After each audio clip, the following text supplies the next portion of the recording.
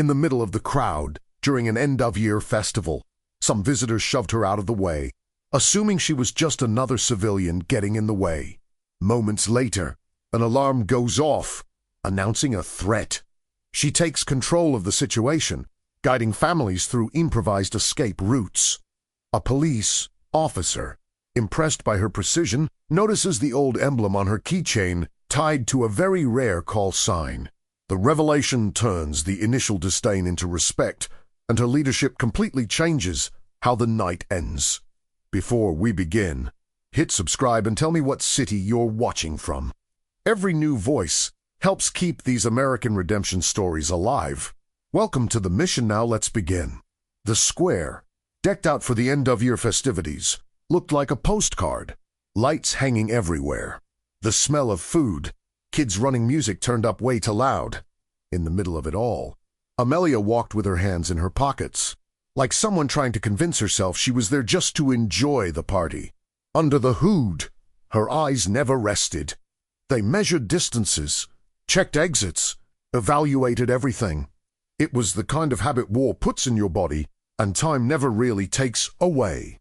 She felt her keychain bump against her leg, a brief touch of cold metal under the coat. It wasn't just an accessory. It was an old, worn emblem with a code engraved on it, V9. To the world around her, it meant nothing.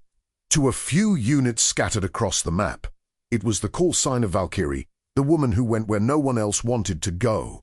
Today, though, to the crowd around her, Amelia was just another face. A group of teenagers rushed past, shoving people aside to clear a path. One of them slammed into her shoulder hard enough to almost knock her onto the damp pavement. "Move it, lady," he muttered without looking back. Amelia straightened up in silence, taking a deep breath. No weapon, no radio, no uniform. Just the reflexes of someone who'd once been in command and now was treated like an inconvenient obstacle. Fireworks exploded in the sky, lighting up the square for a few seconds. For most people, it was just pretty. For Amelia, every blast carried an echo of failing turbines, a shuddering fuselage, screams over the radio. That night, she was testing herself. Could she stay there without being dragged back to the plane crash? Without hearing the accusations again, the cold reports, her name used as an example of what not to do. It was Miles who had insisted she come. "It's just a party. Hart. Nobody's going to ask you for an evacuation report," he'd said, half joking, half pleading. She'd agreed more to prove something to herself than to him. To prove she could still exist in the middle of a crowd without having to take control of everything. That she could just be an anonymous civilian, pushed around and forgotten like anyone else. She looked around. Families laughing, people filming the stage, kids on their parents' shoulders. The normalcy of it all was both irritating and strangely appealing. How did these people manage to live like this, without the weight of faces that never came back? Without the echo of voices begging for help in the last second? Maybe simply because they'd never been dragged into an inquiry, never had their names scratched off an honor board. Amelia's fingers went back to the keychain, squeezing the metal tight. For a moment she thought about taking off the emblem and tossing it into one of the trash cans in the square, closing that chapter for good, retiring Valkyrie 9 and accepting the role the system had given her, problematic ex-soldier. But her hand wouldn't obey. Throwing away that piece of metal felt like denying everything she'd done to keep people alive. The MC appeared on stage, calling for applause for the next act. The crowd perked up, shuffling closer together, compressing the space. Instinctively, Amelia stepped to the side, getting away from the densest area. Her body reacted before her mind did. Create distance. Find higher ground. Always keep a clear route in mind. Habit, reflex, survival, things that, in theory, she shouldn't need anymore at an end-of-year celebration. If anyone in that square had watched Amelia closely, they'd have noticed the difference. She didn't move like a civilian. She moved like someone, at any moment expected to hear alarm, a cone order, as if the world could turn into an evacuation zone in a matter of seconds. And, without her knowing it, that was exactly what was about to happen. Before she was the lady pushed around in the crowd, Amelia Hart had another name on the radios of a few units. She was known as Valkyrie 9, pilot and commander of rescue operations in war zones. The woman who went in where no one else wanted to go. The one who brought people out alive from places that looked like graveyards. There was a time when official reports praised her cool head. They talked about precise decisions, control under pressure, exemplary leadership. The words reference and hero showed up more than once. Her photos hung in classrooms, where operational courses were taught. Young officers pointed to Amelia as a model to follow.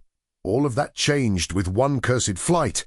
An overloaded aircraft, unstable weather, a rushed evacuation from a critical zone.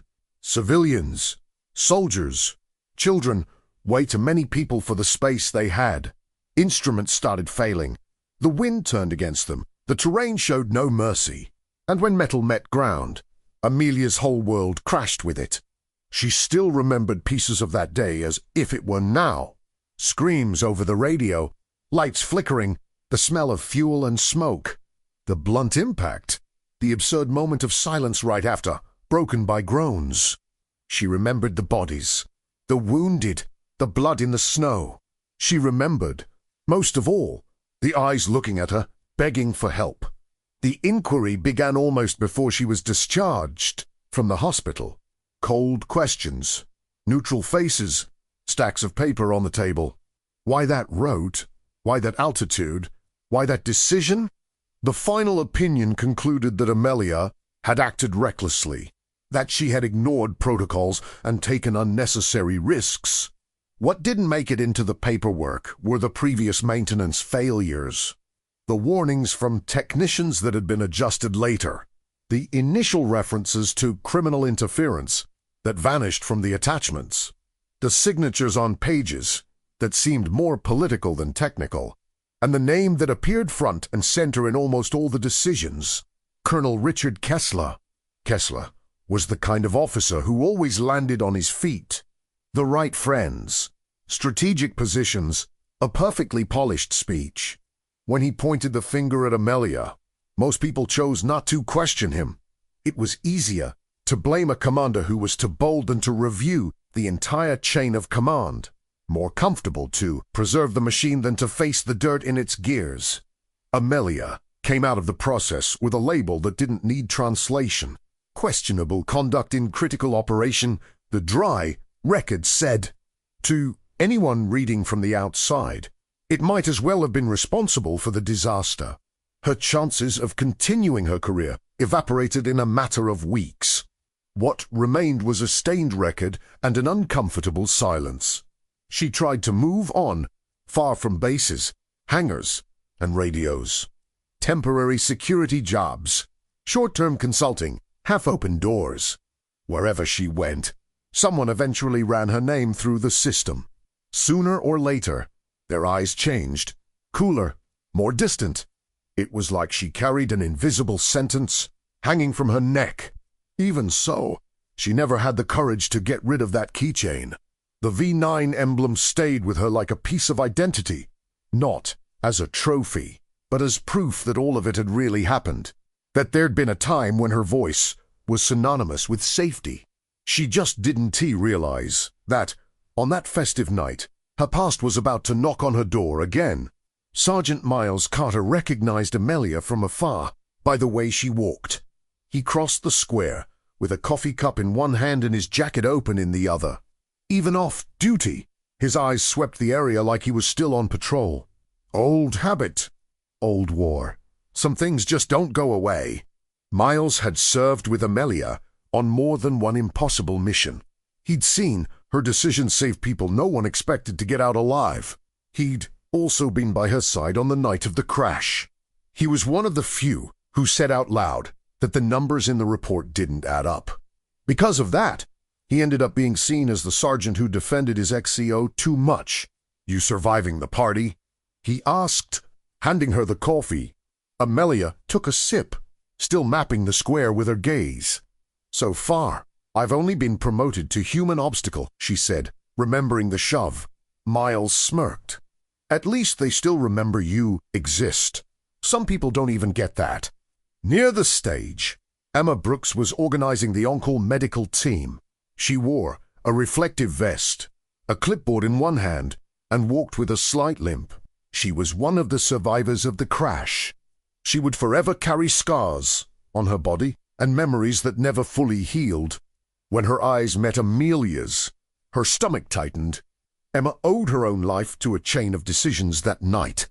Amelia's decisions, her own and those of whoever helped afterward. But she'd also lost friends on that flight.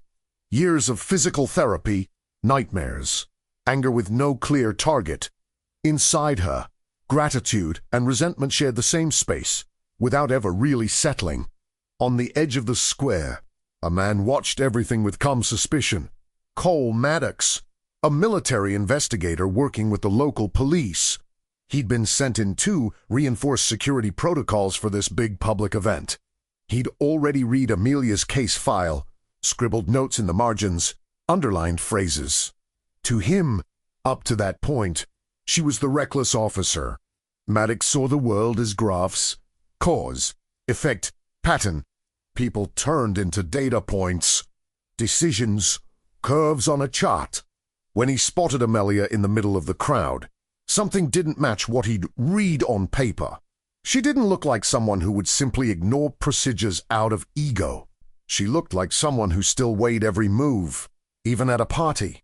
It was no coincidence that those three, Miles, Emma, Maddox, were all there. Past, consequence, and the system meeting in the same square. Amelia felt that convergence deep in her chest, even if she didn't want to admit it. But for a few minutes, she managed to ignore her instincts. Until the first sign appeared that this night wasn't going to be just another party. The sound of the alarm sliced through the music like a knife. It was sharp, relentless, wrong. For the first few seconds, a lot of people thought it was part of the show. Nervous laughter, comments, phones pointed at the stage. But the sound didn't stop, and it didn't sound like anything that belonged in a celebration. The lights flickered twice, and part of the square went dark. A voice tried to come through the loudspeakers, crackling mid-sentence.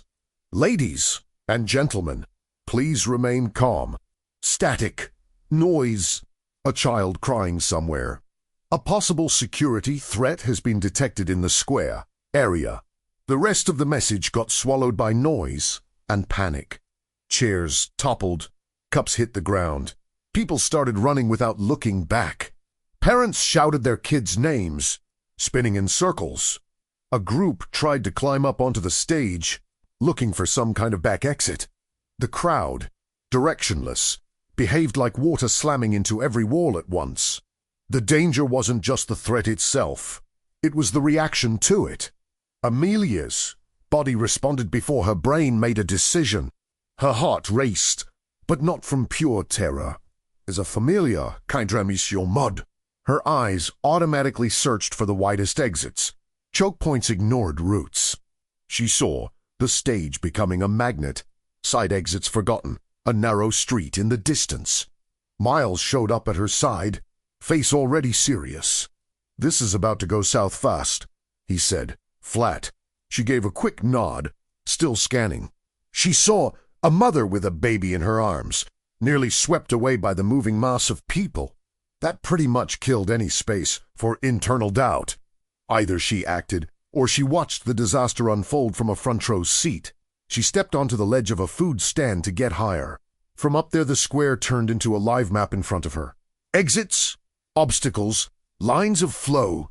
Years of command experience in war zones condensed into a few seconds. Her voice came out louder than she expected, trained to cut through noise. "Stop running," she shouted. East side, by the parking lot, kids in front. Some ignored her. Others shot her dirty looks, irritated by someone giving orders. But a small group listened, grabbing their kids' hands and heading in the direction she pointed. It was enough to carve the first path through the chaos. And where there's a path, more people tend to follow. A cop a few yards away was also trying to shout orders, almost swallowed by the confusion. He glanced quickly over at the stand where Amelia stood. There was something different in how she spoke, how she pointed, how she read the flow of people. It wasn't just panic. It was method on paper. It was still just an end-of-year party. In practice, from the moment Amelia reached for the voice she'd tried to bury, the square stopped being decoration and turned into an operational zone. From the top of the stand, Amelia kept mapping the square while barking instructions. The cold wind spread food smoke, alcohol, sweat, and fear on the ground-spilled drinks, and thin snow turned everything into a slippery track. Every fall became an obstacle, and every obstacle raised the risk. Miles, lock down that corridor over there, she yelled, pointing at the space between the fountain and the stage. Don't let that line seize up. Keep them moving, even if it's slow. He nodded and started forcing a path through with his shoulders and sheer authority. Strong voice posture that left no room for argument. Within minutes, the improvisation started to look like a plan. Local cops were still struggling to control the panic outnumbered. Radio comms were glitchy, information coming in fragments. Some officers yelled "Don't run," but gave no clear alternative. A crowd in crisis doesn't respond to speeches. It needs to see a way out. Amelia climbed down from the stand to help a cluster of people on the verge of being trampled by the crowd. An older woman had fallen and was about to be stepped on. Amelia pulled her toward the side of a food stall, using her body as a shield for a few seconds. "Stay here against the stall. Don't go back into the middle," she ordered. When Amelia turned again to direct people toward the east exit, a quick movement made her keychain slip from her pocket. The metal emblem swung out, catching the dim light. A police officer approached, ready to question this unofficial commander. His gaze, however, was drawn to the small symbol hanging there. He frowned, stepping a bit closer. "Is that an air unit call sign?" he asked, almost on reflex.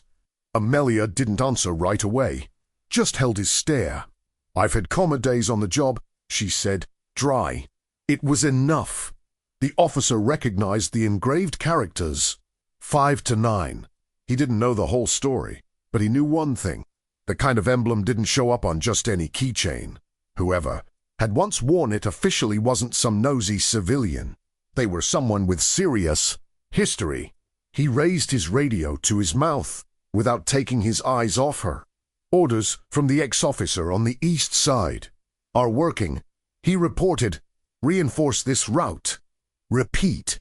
"Reinforce this route." Other officers listened. Some recognized Amelia's name from old rumors. Ansara take it to fade. From a distance, Emma saw it. The woman she'd nearly cursed at one point for putting her on that flight, now being listened to by cops who had no idea about any of it. It was strange seeing the same figure, same tone, but this time no one arguing about reports. They were arguing about survival. Part of Emma resented it. Another part felt relief. Meanwhile, the flow began to find its shape. Families moved toward the east exit. Kids went in front of adults, just like Amelia had shouted. The crowd was still chaotic, but for the first time, it had structure. And all of it had started because someone, in the middle of the chaos, noticed a small metal emblem hanging from a keychain. With the east route gaining traction, a new problem emerged. In one section of the square, people reached a fork, a wide, well-lit avenue under a narrow dark alley that looked like faster out. Guess which one the panicked crowd started to choose? Amelia saw the movement from afar. People squeezing into the mouth of the alley, dragging kids along, pushing strollers, trying to save time. In her mind, a whole movie played out in seconds. The alley clogging, people jammed in, trampling, no air. That short street was about to become a death funnel. She pushed through the mass of bodies until she reached the entrance to the alley. She stretched her arms out and planted herself there, partially blocking the way. "Not this way," she shouted. "This street's going to jam. You'll get trapped." The reaction was immediate. "Who the hell are you to tell us what to do? I just want to get out. It's none of your business." A man pulling his son by the hand tried to squeeze, passed along the edge. His fear was understandable. But his impulse was about to throw the kid straight into a trap. Before Amelia had to shove him back, Miles showed up like a human wall. The sergeant put a firm but not brutal hand on the man's shoulder. "If you want to risk your own life, that's on you," he said, looking him in the eye. "But there are kids here. Today we're not choosing the fastest way out. We're choosing the road that doesn't turn into a graveyard." The man took a breath, thought for 2 seconds, and backed off, grumbling. Bit by bit, others started following the flow toward the wider avenue. Some were convinced, others just had no other option. The potential funnel began to empty before it fully formed. Inside, Amelia felt that old familiar sensation of swimming against common sense, and still knowing it was the right call. Right then, a stray firework went off nearby at the wrong angle. It exploded sideways, with a flash and a sharp crack that sounded way too much like the start of a fuselage breaking apart. Emma, who'd been coming down the avenue helping a few elderly people, froze in place. For a moment, she wasn't in the square anymore. She was back on the night of the crash. Twisted metal, snow-stained with fuel, the stench of burning that felt almost real again. The present sound overlapped with the past, and her breathing got stuck halfway in her chest. Amelia caught it immediately. She walked over, stepping into Emma's line of sight. "Look at me, Brooks," she said, voice low but firm. "This isn't the crash. This is a different mission. You're not trapped anywhere. You're on the front line helping people." Emma blinked hard, fighting her way back to the present. After a few seconds, she managed to draw a full breath. "Right," she murmured. "Right. Where do you need me?" Amelia nodded toward a group of confused seniors a few feet away. "Over there. Make sure no one gets left behind." "Huanachachimi." Emma nodded, still limping, still shaking inside, but moving. And with that simple step, a part of their shared story started to realign. The choice to shut down the shortcut and eat the crowd's temporary anger would never make the news. But, like so many times in Amelia's past, it was exactly that kind of decision that made the difference between counting bodies and counting survivors. While the evacuation took shape on the east side, the radio was buzzing. Bits of information came through the static. Weird fault in the stage wiring. Possible secondary device. Don't approach until the tech team arrives. Emma heard some of those fragments while tightening a bandage on a child's arm. Secondary device. The phrase was technical, cold, familiar. In the immediate aftermath of the crash, the first internal reports had used words like that too. Then they disappeared. They were replaced by human error, poor judgment, reckless conduct. Amelia picked up one of the messages when a cop sprinted past her. "Secure the perimeter around the stage." Signs of possible sabotage in the structure. The word hit her like a punch. Sabotage, not fault. Not bad luck. Sabotage. She lifted her gaze to the metal scaffolding of the stage. She saw cables running around the back, noticed how close it all was to the building across the street. She knew that building by name, the old military precinct, now repurposed as the municipal archives. Inside, old papers from decommissioned operations. Files lots of people assumed had been destroyed, but hadn't. In her memory, an old scene played. Kessler flipping through slides in a stuffy conference room. "Some things don't need to go in the report," he'd said, almost smiling. Back then, Amelia had swallowed her discomfort and gone on with the mission. Today, that sentence sounded like a delayed confession.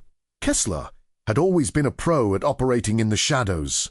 He pushed priorities around, applied quiet pressure, rewrote versions of events. When something went sideways, he always had a neat name ready to present as an easy villain. In the case of the crash, that name had been hers. Now, at a civilian festival, with a threat on stage and a sensitive archive a few yards away, the pattern felt way too familiar to ignore. Stir up chaos at a visible point, tie up resources there, while the real hit happens somewhere less obvious. Amelia had seen that trick before. Her stomach knotted as she tried to separate paranoia from solid tactical reading. But the longer she watched, the less it looked like coincidence, and the more it looked like opportunity for anyone wanting to erase evidence. Nothing beats doing it during a big public mess, with everyone staring in the wrong direction. If she stuck strictly to the evacuation, Amelia would already have done more than anyone expected from a civilian. But that wouldn't change the past.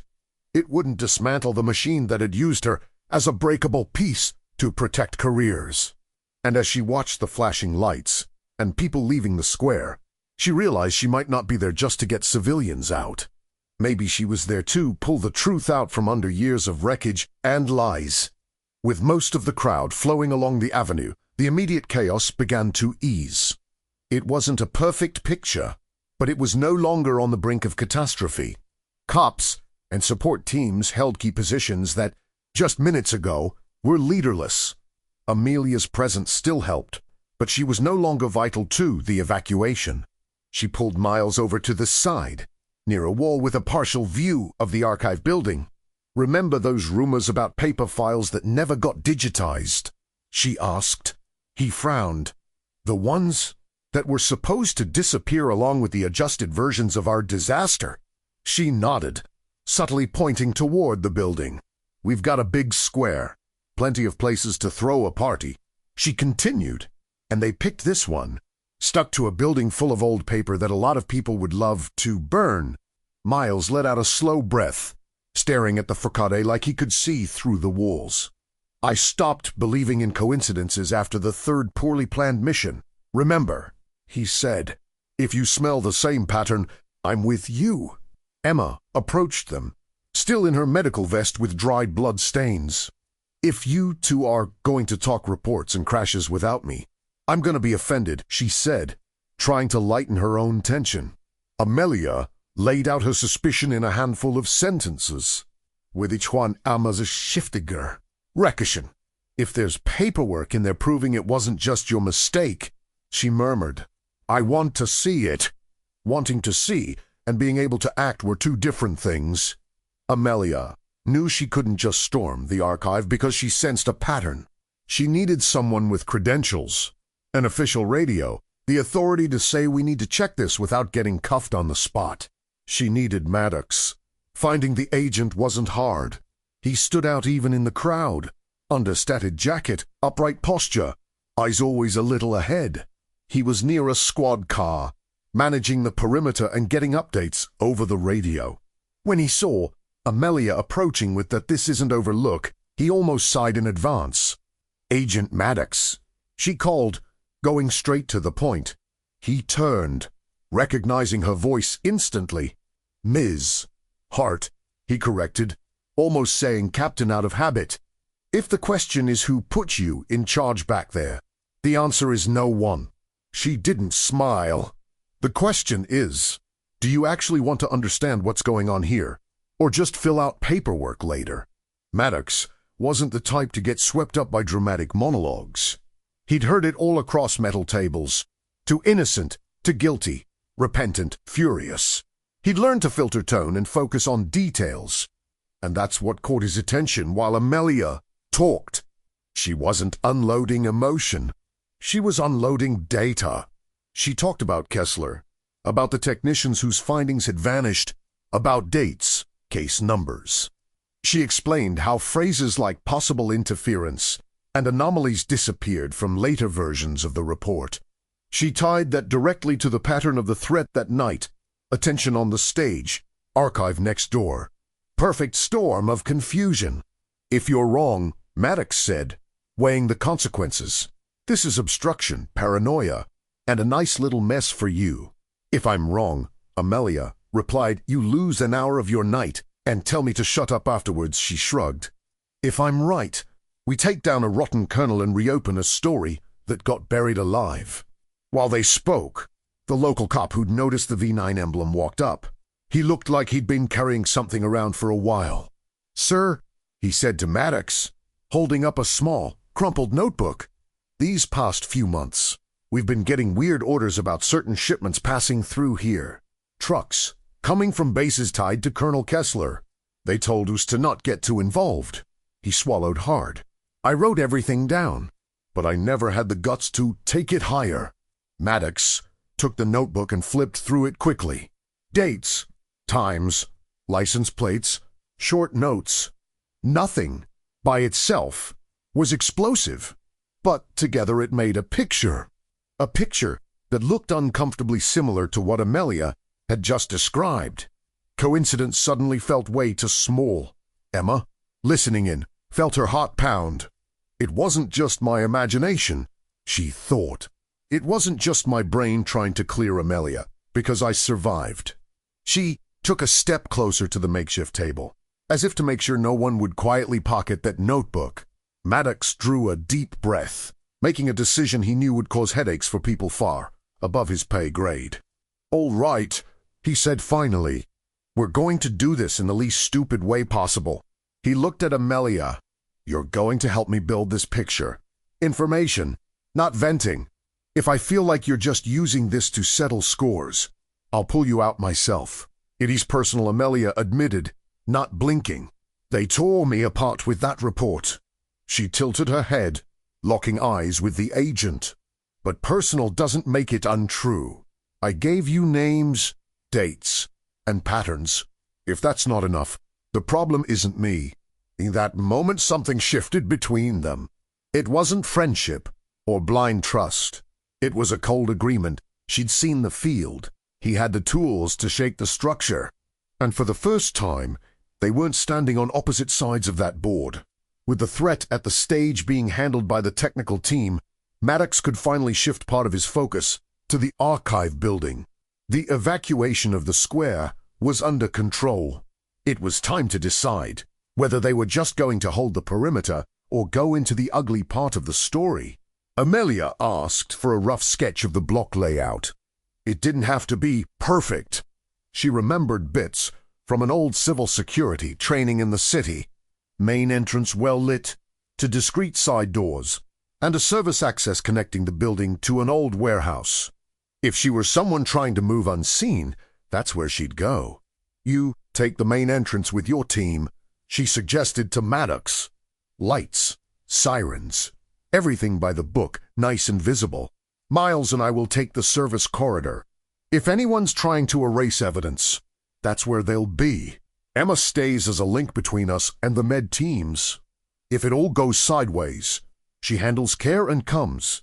Maddox raised an eyebrow.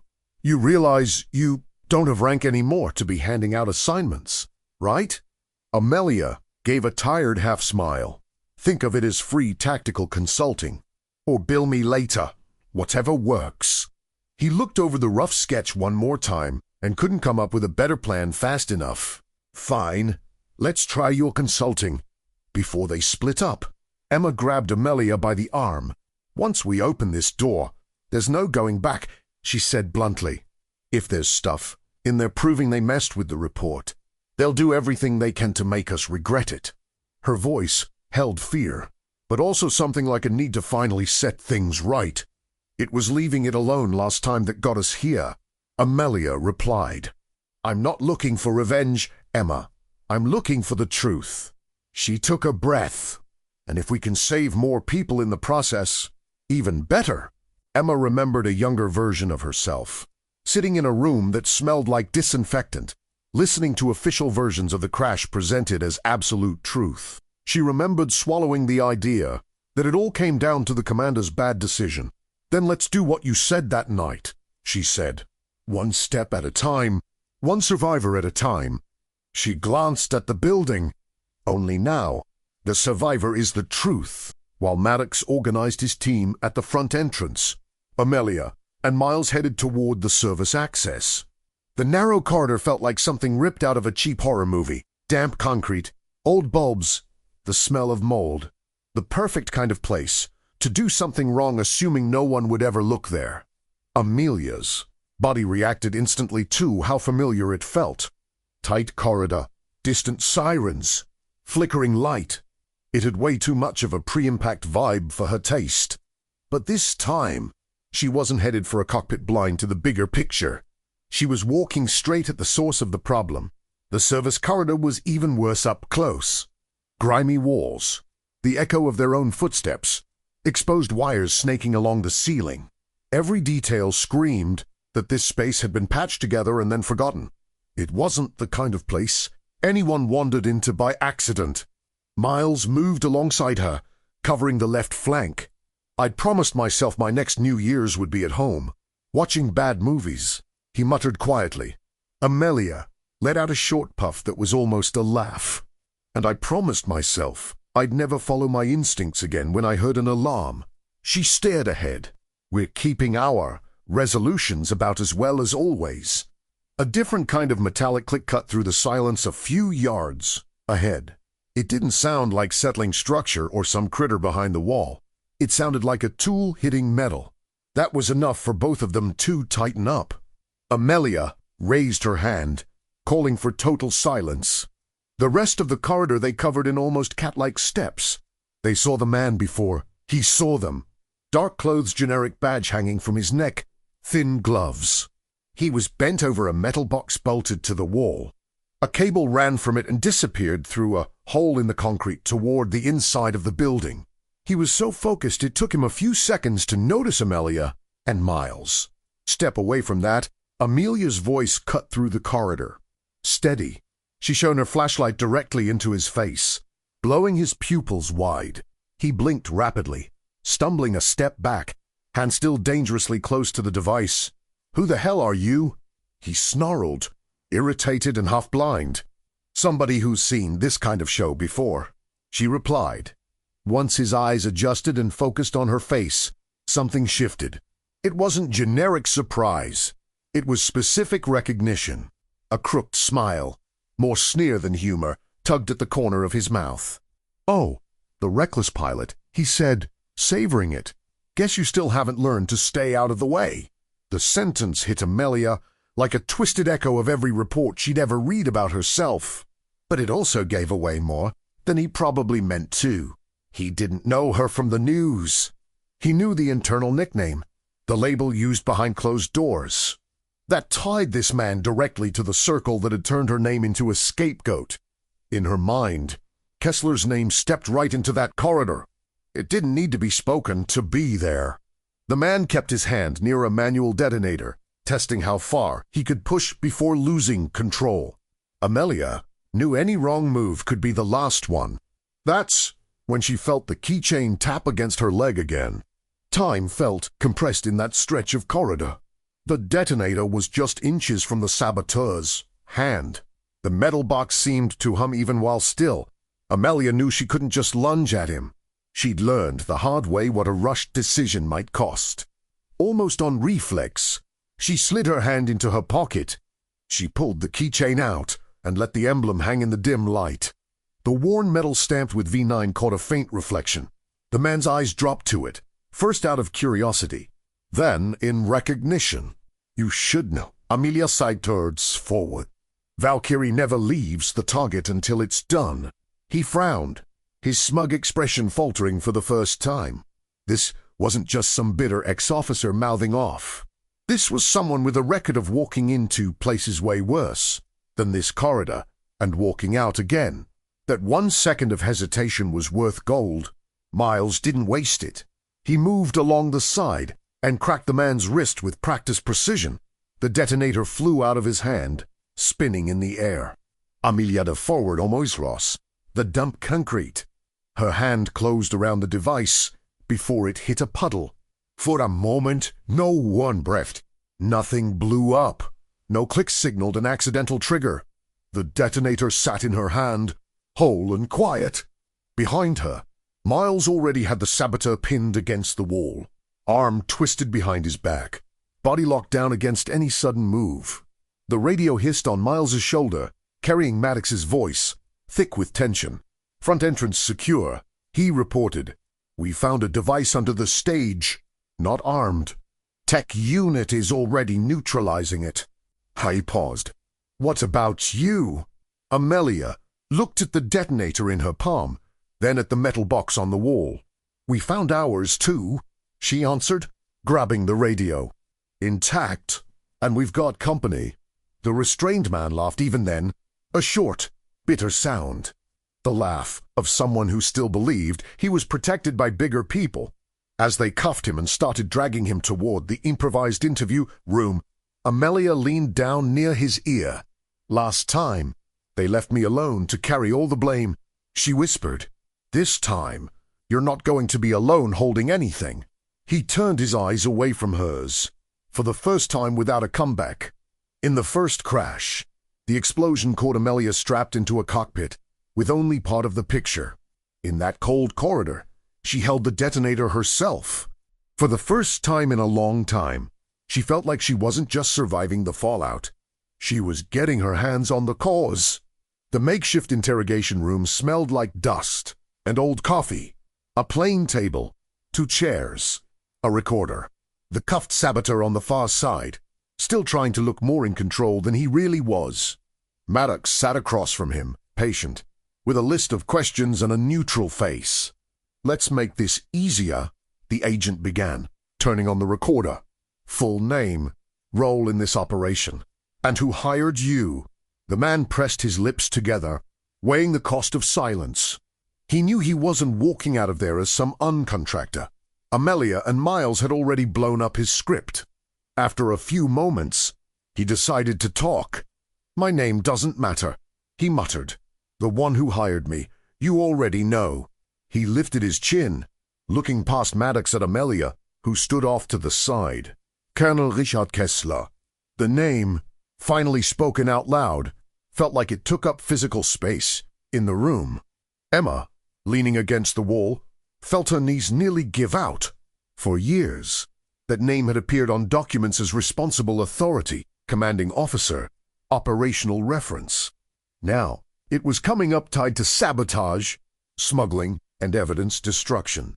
She closed her eyes for a second, breathing deep so she wouldn't explode. Maddox asked for specifics. How the contact was made, what the objectives were, what kind of shipments had gone through, who the previous targets were. The man, maybe thinking he could still bargain his way into a lighter sentence, said more than he should. He talked about diverted shipments, corrected reports, missions disguised as training exercises. On every path, Kessler's name showed up somewhere. The local cop slid his notebook onto the table next to the recorder. "My patrols crossed paths with some of these loads," he said. "We always got that weird don't worry about it message." He pointed at the pages. "Alone, they're little things. Together, they line up with what he's saying." Amelia listened quietly, fists clenched at her sides. Every word confirmed what she'd suspected from the beginning, and what nobody had wanted to hear back then. Part of her wanted to scream, part of her wanted to cry. What she actually felt was a strange, painful sort of relief. She wasn't fighting ghosts anymore. Now, the ghosts had names, a recorded voice, and witnesses. Emma stepped forward. "Do you have any idea how many people died because of your operation?" she asked, not raising her voice much. "Do you know how many still wake up sweating, smelling fuel that isn't there?" The man's eyes drifted to some random point on the wall. He didn't answer. His silence didn't clean anything off his record, but it also couldn't erase what was already on tape.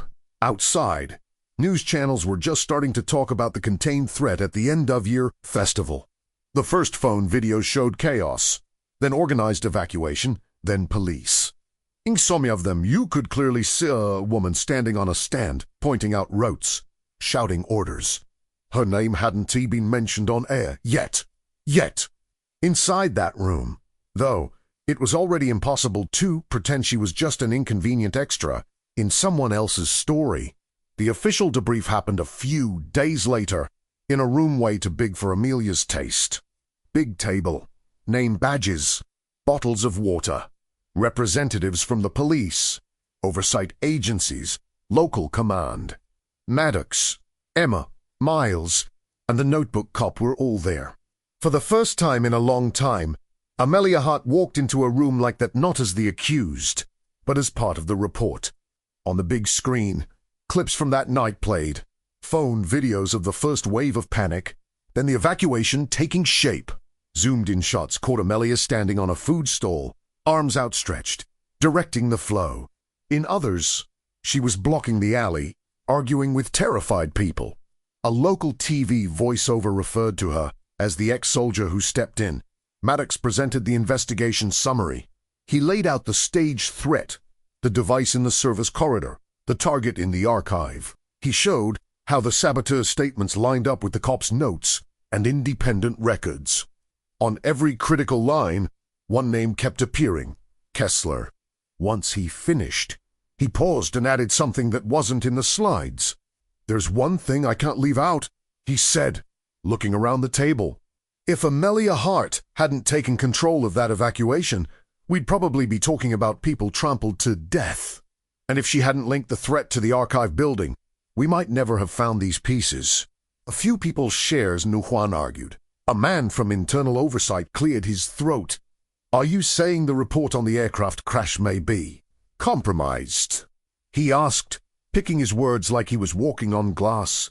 Maddox laced his fingers together. "I'm saying there's enough evidence to reopen it on the grounds of data manipulation and omission of relevant information."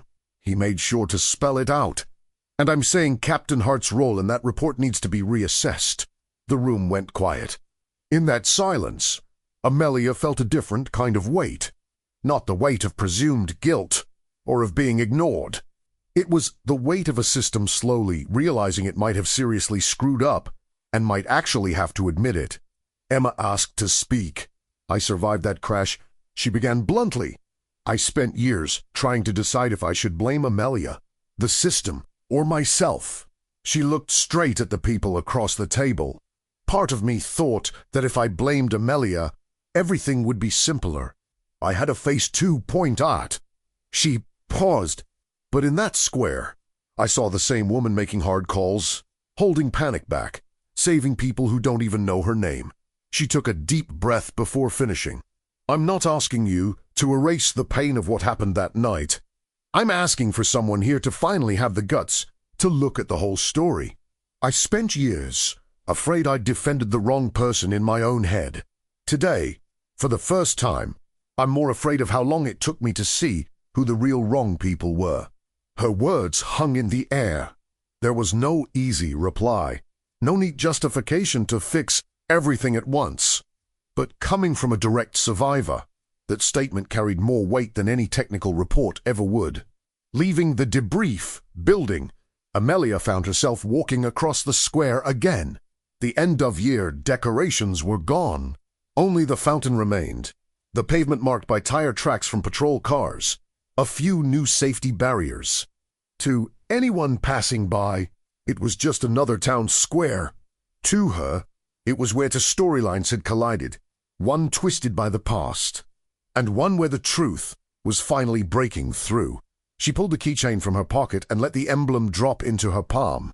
The V9 metal caught the pale light, no longer carrying the same weight. For years, that symbol had been a kind of bitter joke, the call sign of a legend smeared by a report. Now, for the first time, it felt like it was returning to what it should have meant all along. Someone who goes where nobody wants to go, to pull people out. Miles walked up, hands in his pockets, looking tired but relieved. "Word is, they're talking about setting up a permanent civilian response unit," he said. "People trained for evacuations, risk assessment, working with cops and firefighters." He glanced at the empty square, then back at her. "And, surprise, your name came up a few times as someone who might lead it." Amelia didn't answer right away. She looked at the emblem, at the fountain, at the archive building. Leading again meant putting her face back on the front line. It meant accepting that if something went wrong, there'd be people ready to point at her all over again. But it also meant using everything she'd lived through to prevent new disasters, new crashes, new lies. Emma joined them, leaning lightly against the edge of the fountain. "If this goes ahead, I want in on the medical side," she said. "I still wake up sweating in the middle of the night. I'm not going to pretend I don't." She gave a crooked half smile. But in that square, for the first time, I felt like I wasn't just reliving a trauma. I was helping stop another one. Amelia looked at the two people who best embodied what had happened to her. The sergeant who stayed the lieutenant who survived. "I don't know if the system will ever say sorry," she said. "I don't know if they'll give back everything they took. But I do know that, even trying to bury me under paperwork and reports, they couldn't kill what I know how to do." She clipped the keychain onto her belt, not hiding it this time. If this emblem is going to be used to save people, not cover up lies. She took one last look around the square. Then maybe it's time to fly again, in a different way. But fly, Miles tapped her shoulder lightly. "Far, as I'm concerned, you never stopped," he said. "You were just waiting for the right moment to make noise again." Emma nodded, a different light in her eyes. "And when that moment came, you didn't run to the sidelines. You ran straight into the middle." The world was still going to take a while to decide exactly who Amelia Hart was. Hero, problem, or uncomfortable reminder of old mistakes. She, however, had already made her choice. The next time an alarm went off, she didn't want to be in the crowd getting pushed around. She wanted to be up high again, showing people the way out. And as she walked away from the square, with the distant sounds of the city carrying on, one thing was clear. The call sign that almost destroyed her had become the symbol of her redemption. Valkyrie was no longer just the code name of a crash. It was the name of someone who, even when shoved aside, always came back to the center of the chaos for one simple reason. She couldn't just stand by and watch when there was still time to save someone. If this story moved you, then you belong here. At Redemption of America, every story's a truth. Broken doesn't mean Sherm is not. So, make sure you subscribe, leave your comment about the moment that hit you hardest, and share this video with someone who needs to remember what redemption looks like. Until next time, stay strong, stay honorable, and never forget, America redeems its own.